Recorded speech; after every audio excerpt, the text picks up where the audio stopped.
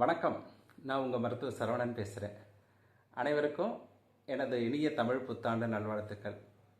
இந்த தமிழ் புத்தாண்டில் அனைவரும் உடல் நலத்தோடும் மனநலத்தோடும் எல்லாம் வல்ல இறையருளால் இருக்க வேண்டும் என்று இறையருளை பிரார்த்தனை செய்து கொள்கிறேன்.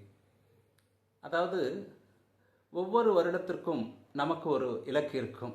உதாரணத்திற்கு +2 படித்த மாணவர்களுக்கு அடுத்து எந்த துறையை நல்ல துறையை தேர்ந்தெடுக்கலாம் என்ற ஒரு இலக்கு இருக்கும். அதேபோல் கல்லூரி படிப்பை முடித்த இளைஞர்களுக்கு நல்ல வேலைவாய்ப்பை தேடிக்கொள்ளக்கூடிய ஒரு இலக்கு இருக்கும். அதேபோல் நம் பெற்றோர்களுக்கு நம்முடைய குழந்தைகள் படிப்பை முடித்து விட்டார்கள், நல்ல ஒரு வேலையில் அமர்ந்து விட்டார்கள், அவர்களுக்கு திருமணம் செய்ய வேண்டும் என்ற ஒரு இலக்கு இருக்கும்.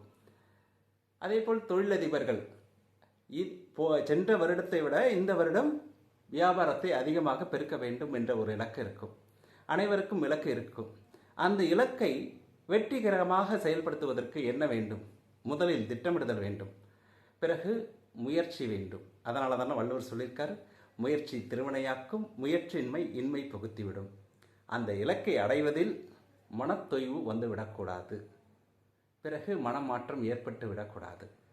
நாம் இலக்கை அடையும் வரை முழு மூச்சாக செயல்பட்டு கொண்டே இருக்க வேண்டும். அப்பொழுதுதான் வெற்றி கிடைக்கும். அந்த வெற்றியை உறுதி செய்வதற்கு நல்ல உடல் நலனும் மனநலனும் வேண்டும் என்று கேட்டுக்கொண்டு உங்களிடமிருந்து விடைபெறுகிறேன். மீண்டும் ஒரு முறை இனிய புத்தாண்டு நல்வாழ்த்துக்களை தெரிவித்துக்கொண்டு அனைவரும் எல்லாம் உள்ள இறையருளால் நல்லுடல், நீலாயுள், நிறை செல்வம், உயர்ப்புகள், மெய்ஞானம் பெற்று ஓங்கி வாழ்க வளமுடன் என்று வாழ்த்தி விடைபெறுகிறேன். நன்றி, வணக்கம்.